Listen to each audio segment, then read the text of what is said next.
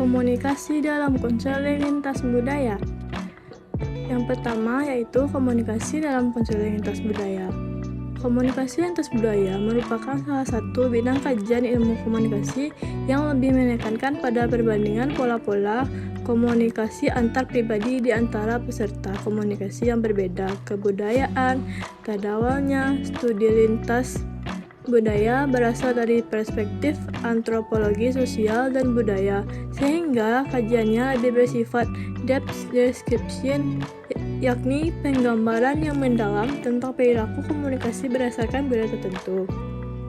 Komunikasi lintas budaya adalah terjadinya pengiriman pesan dari seseorang yang berasal dari satu budaya yang berbeda dengan pihak penerima pesan. Ia disederhanakan, komunikasi lintas budaya ini memberi penekanan pada aspek perbedaan kebudayaan sebagai faktor yang menentukan bagi keberlangsungan proses komunikasi. Yang kedua yaitu komunikasi efektif dalam konseling lintas budaya. Berbicara tentang efektivitas, komunikasi berarti membahas seputar hasil komunikasi yang efektif, yaitu menekankan pada maksud atau tujuan yang jelas. Pertanyaan-pertanyaan yang sering muncul untuk mengetahui hasil atau efek komunikasi adalah bagaimana komunikator bisa menghasilkan efek sebuah perubahan pada sikap atau perilaku komunikan. Strategi komunikasi yang tepat untuk dapat membantu kesuksesan komunikasi dalam situasi tertentu dan bagaimana komunikator bisa sukses mempengaruhi komunikan.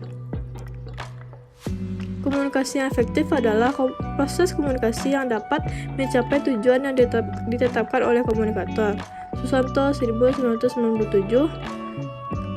Tujuan komunikasi secara umum adalah menyampaikan informasi, mempengaruhi sikap, dan mengubah perilaku.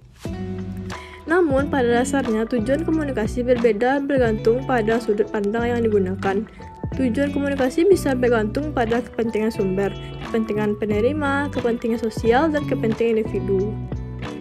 Yang ketiga, perilaku verbal dan nonverbal dalam konseling lintas budaya.